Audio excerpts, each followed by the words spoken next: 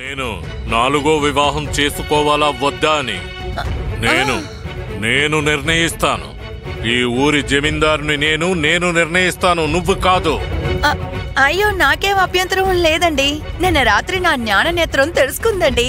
మీరే చూస్తారుగా, మీరు తానా అంటే నేను తందానా అంటాను. మీ 4వ పెళ్లికి నా సంపూర్ణమైన అంగీకారం తెలియజేస్తున్నాను.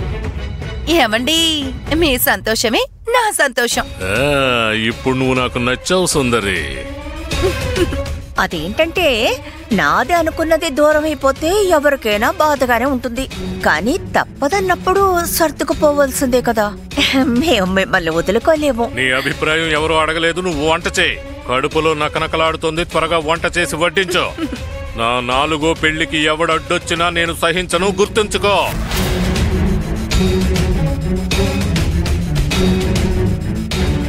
నోరు తెరవకుండా పడుండాలి. మంగళసూత్రానికి విలువిచ్చి ఎదిరించకూడదు. కానీ ఆయన చిన్నపిల్లని పెళ్లి చేసుకుంటానంటే మాత్రం నేను ఊరుకోను.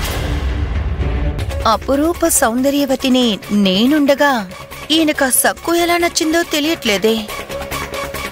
ముసలాడు ఏం చెప్పినా తలూపమని దాము సలహా ఇచ్చాడు. నా మంచి కూడా చెప్పాడు కదా. ముసలోడి మాట వినడం నాకు ఇష్టం లేకపోయినా విన్నట్టు నటిస్తాను. పాండురంగా, మమ్మల్ని క్షమించు. మా వల్ల ఇవాళ నువ్వు జాగారం చేయాల్సి వచ్చింది కదా. ఇంకెప్పుడు ఇలా జరగదు. సఖు, నాన్నగారు. సఖు, నాకు ఆనందంలో నోట మాట రావడం లేదు. నువ్వు చాలా పెద్దదనమైపోయావు సఖు.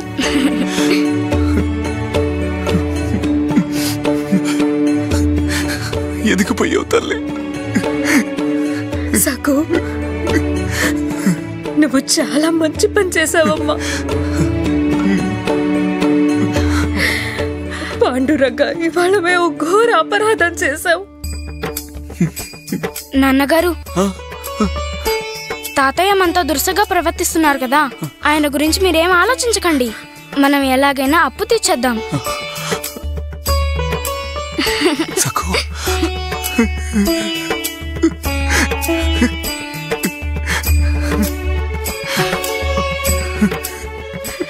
ఇదిగో సఖు, నువ్వు చిన్న పిల్లవి, అప్పు వడ్డీ వీటి గురించి ఆలోచించి దిగులు పడకు. నువ్వు హాయిగా ఆడుకో తల్లి. పెద్దవాళ్ళం మేమున్నాం కదా, మేం చూసుకుంటాం.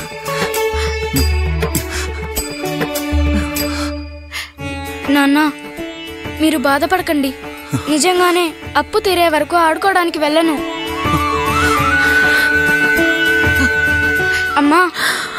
అమ్మా, నేను ఉదయం పెందలాడే లేస్తాను. నీకు చెప్పకుండా ఎక్కడికి వెళ్ళను. అందరిళ్ళకి వెళ్ళి పచ్చళ్ళు ఇచ్చేస్తాను. అన్ని పనుల్లో నీకు సహాయం చేస్తానమ్మా. నాన్నగారు, మీరెప్పుడూ అంటారు కదా, మనం ప్రయత్నం చేస్తే తప్పకుండా దేవుడు ఆశీస్సులు మనకుంటాయని.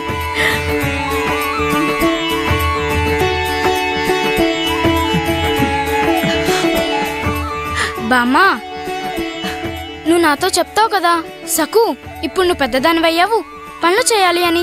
అవును, నిజమే కదా. మన ఇద్దరం కలిసి అమ్మ చేసిన పచ్చళ్ళు అమ్ముదాం, ఆవకాయ మాగాయ అమ్ముదాం, ఉసిరికాయ పచ్చడి అమ్ముదాం. మనం ఎందుకు ఆందోళన పడాలి? నీకు ఇన్ని తెలివితేటలు ఎక్కడి నుంచి వచ్చాయి సఖు?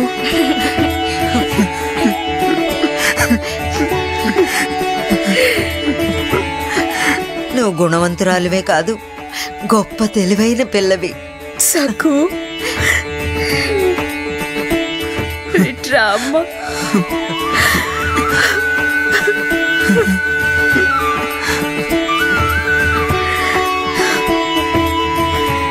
నువ్వు వయసులో చిన్నదానివైనా మా అందరికీ ధైర్యం చెప్పావు, నమ్మకం కలిగించావు.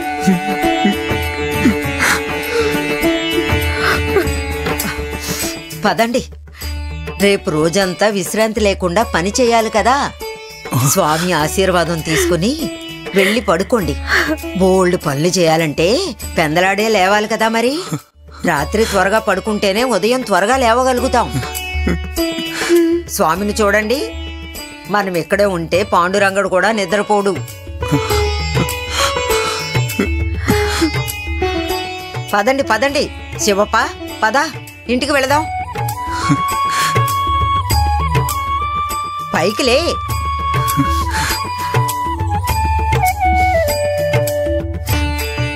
పాండురంగా,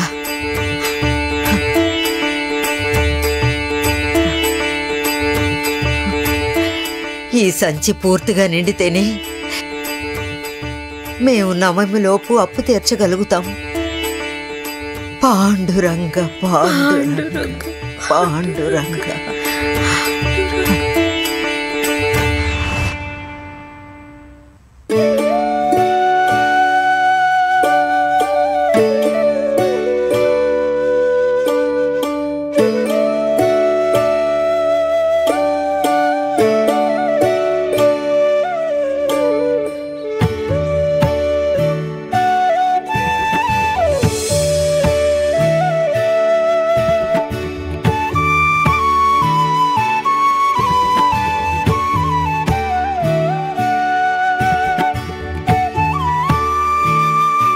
నా బంగారు తల్లి ఎలా నిద్రపోతుందో చూడు. పాపం అలిసిపోయింది. అవునండి,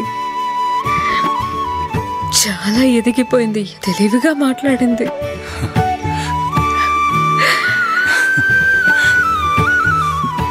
నాకిందాకేమనిపించిందంటే ఆ పాండురంగడే నా సక్కుచెత్తలా మాట్లాడించాడని.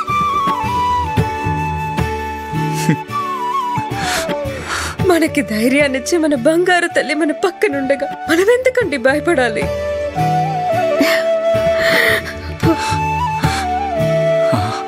నిజమే ఉమా. ఎలాగైనా సరే మనం నవమిలోపు అప్పు తీర్చేద్దాం.